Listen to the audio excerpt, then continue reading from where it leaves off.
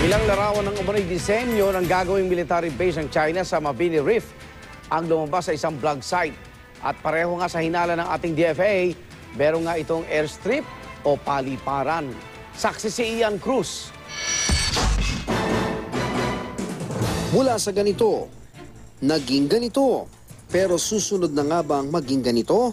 Ito ang magiging itsura ng Mabini Reef sa West Philippine Sea na inaangkin natin pero kontrolado ngayon ng China. Kung para dito ang disenyong ito ng artificial island na ilalagay ng China sa West Philippine Sea.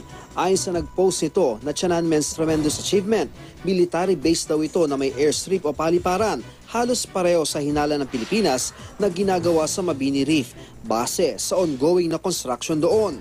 Nakuha umano ang mga imaheng ito sa website ng No. 9 Design and Research Institute ng China State Shipbuilding Corporation.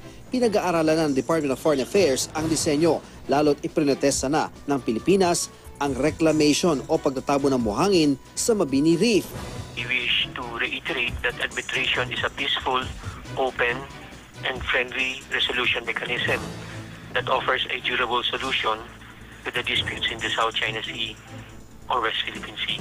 Tiniyak naman ni Defense Secretary Voltaire Gazmin na patuloy ang rotation at pagsusupply ng mga kailangan ng tropa ng Pilipinas sa West Philippine Sea, lalo pat napaulat na may lumubog na namang barko ang Vietnam sa gitna ng girean nito at ng China dahil din sa agawan sa ilang teritoryo. Tayo ay nababahala pero hindi naman tayo kinakabahan dahil sapagkat ito ay ating responsibilidad na bigyan ng resupply yung ating mga tao doon at yung i-rotate natin yung kanilang yung mga personnel doon sa area. Kasama ito sa trabaho, so hindi kailangan mong kabahan. Sa gitna nito, inutos ngayon ng International Arbitral Tribunal sa China na sagutin hanggang December 15 ang mga ipinunto ng Pilipinas kaugnay sa pag-angkin sa ilang teritoryo sa West Philippine Sea. We continue to urge China to reconsider its decision not to participate in the arbitration proceedings.